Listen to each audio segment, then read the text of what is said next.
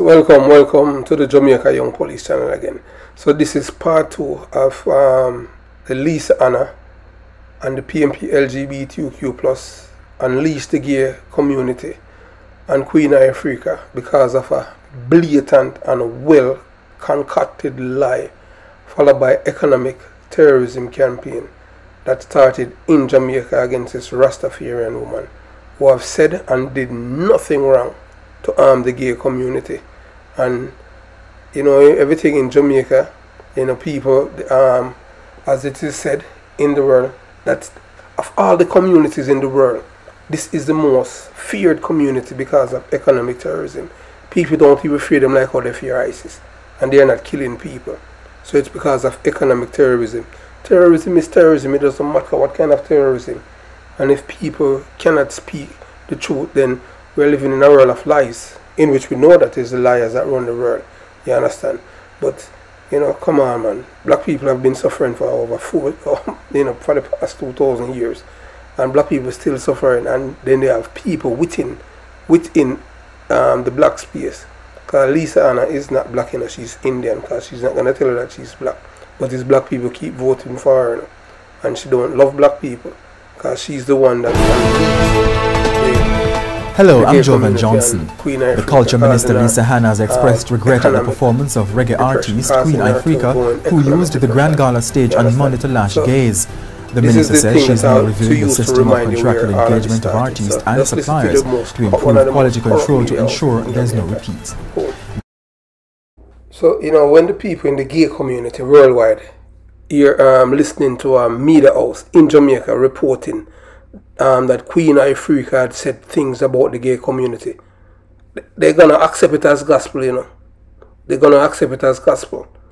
You understand? Because that's a... Why would a media house would be lying on a Rastafarian? You have to understand that these people never like Rasta from day one.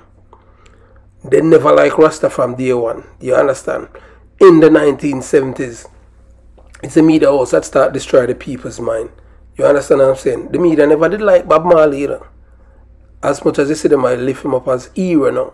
The same media houses in Jamaica because it's uptown people. They don't like anybody who's from downtown or below, anywhere below half a tree.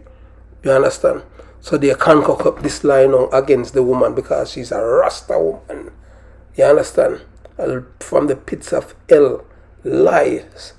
You understand? And to date, nobody don't apologize for that lie that they tell a woman. And you know, and then the gay community. These are not rational people, you know. These are people who are, you know, they're, I don't know, but their adrenaline is totally different. They're just like how you see you see when these people, they're hungry and marching and, you know what I'm saying? But, you know, Jamaica, Queen of Africa is one of the biggest entertainer in Jamaica that help the gay communities. So I wanted to listen to this, but they're not going to tell you that, you know. You understand? That's how wicked the media house is in Jamaica. Anything to destroy black people, they are in for it. That's why we have a high crime rate in Jamaica. It is all because of these people, the same people uptown. Just listen, Queen of Africa now, she's going to tell you, and I'm not going to break any of it this time. Of the gay community, and we're saying you're using your power to shut down somebody or something or someone who wants to say they're heterosexual in opposed to you wanting to say that you're homosexual. And you have no problem with them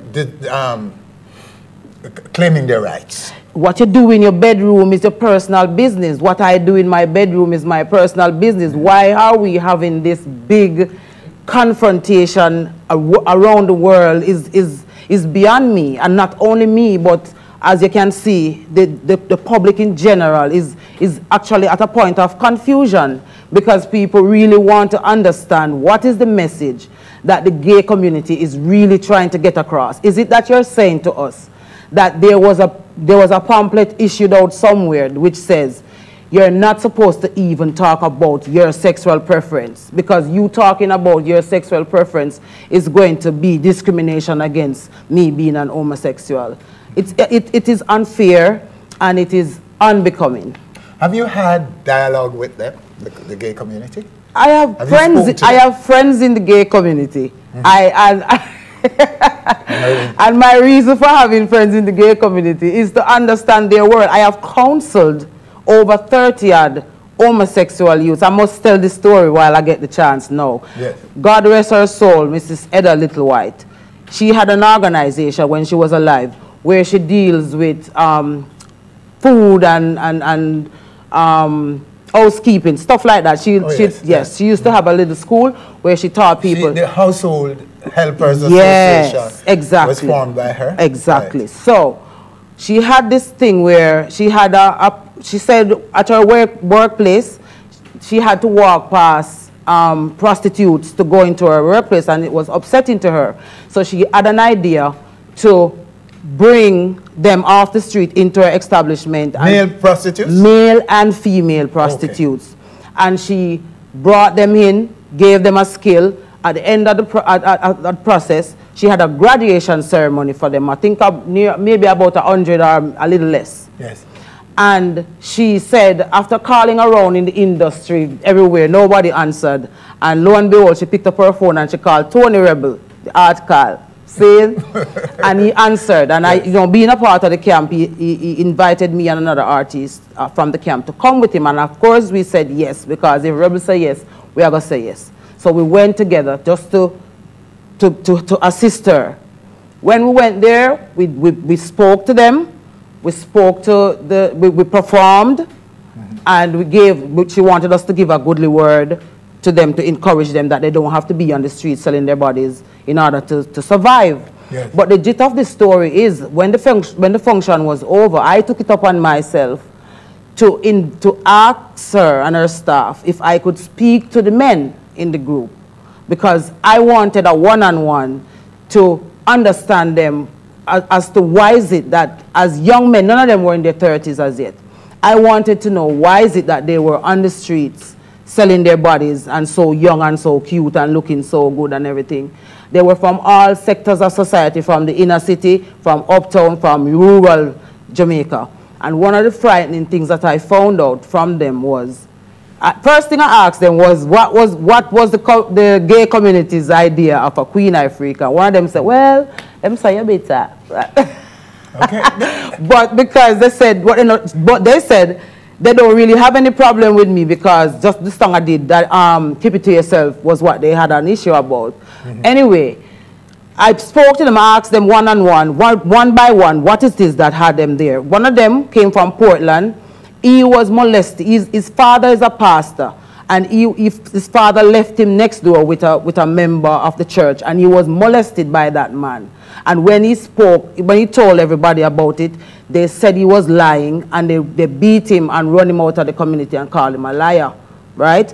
Another one from Clarendon, he was raped on his way from school. He got a ride from an individual who stopped to give him a ride in the rain and raped him. There was this other one there, he was full-blown HIV, and he was telling me of one of the institutions, I'm not going to shoot them out right now, but he was telling me of one of these so-called institutions that are there to help the vulnerable and the minority among us, that they were having unprotected sex with him, knowing that he's HIV positive, and allowing him to be, I think he's about dead now, because this is about like 3 years ago.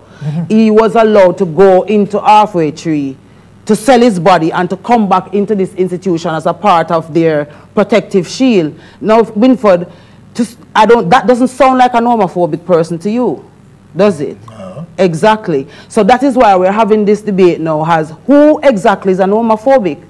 Is it that you're homophobic because you dare to speak the truth about the secrets of the homosexual society? Or is it because you say you want to celebrate your heterosexuality? Another concern that some are expressing is a song about no fish in a yes. Dish. Yes. Those lines. Yes. How do you explain that one? Let me explain it completely for you. That song was written when a book was introduced into our curriculum without the knowledge of our parents. It was introduced into our school curriculum. And if you listen to the song, that's why we have a new phrase now that we say, listen for yourself. Because if you listen to the song, it is simply saying that if that's what you want to do, do it. Yes. Keep it to yourself. Don't teach our kids that, because if you're going to give books into our curriculum that is going to teach our kids how to have sex or homosexual sex, and not necessarily teaching them how to have heterosexual sex also. That means that it's one-sided. So that was one of the issues. As a catalyst, a conduit for the people, that's what Queen Ifrica does. I look into society, look at the ills of society, the good of society, the bad of society, and I put it in a song, which is what music is supposed to do. Music is supposed to be the voice of the voiceless. So that's where that song came from. If me say I don't want no fish in my ital dish, me a Rasta. Of course. I eat ital. So it's subject to interpretation. Interpret any way you want to interpret it. It's up to you. But the song is what it is. The song was speaking to a specific issue.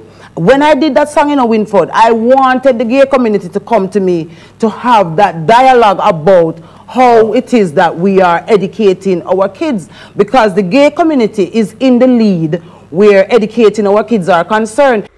So I was born and raised in Jamaica, and throughout my lifetime in the 70s, 80s, going to school in Jamaica, at no time I was taught sex education, whether to have sex with the opposite or with the opposite sex. That was just natural to me, to be attracted to girls, you understand? You know, and I know people who are attracted to the same sex. That's none of my business. That's, you know, that's their thing there. You know, everybody is wired differently, and nobody try to impose and tell them that they need to change or stuff like that. Nobody care about what they want to do with their life. It is theirs. But when you know, as so-called educators and people, that you claim that you care for black people, and this woman from the Jamaican for Justice, Dr. Carolyn Gomes, she had never liked black people. She don't love black people. She's Hispanic. Her last name is Gomes. Or she tells us that she's white Jamaican. She don't even want to say that she's Hispanic, although she have a Spanish last name. You understand? She's gonna say that she's white. You understand? She never liked black people.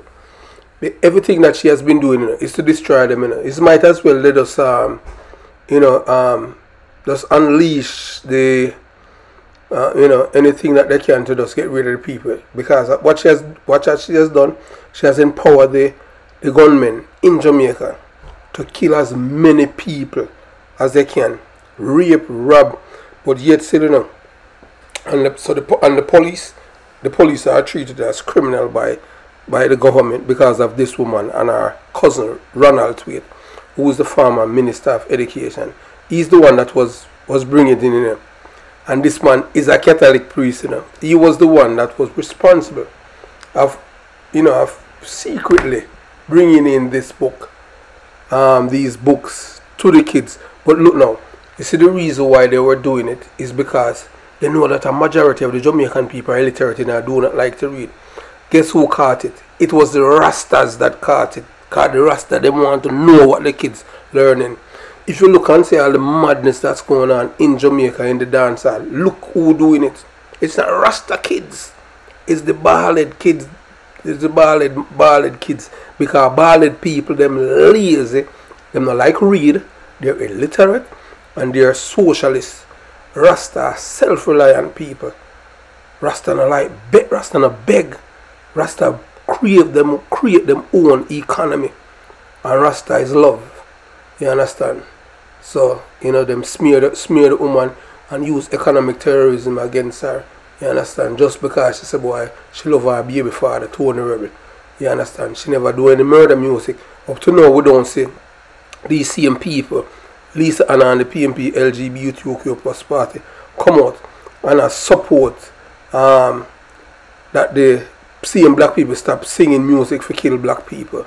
You understand? But they were, you know, toe-to-toe with the LGBT, with the gay community, for them stop singing music, which is a part of the Jamaican culture. You understand? So this is the end of part 2. I want you to listen. Part 3 is coming up shortly. One love. Remember to like and share the video, and also comment. If you haven't subscribed to the channel, it's free. You don't have to pay $1, not even a penny. You understand? So it's free to subscribe. And remember, most of all, click on the bell, man. The bell will serve you well. One love. Peace.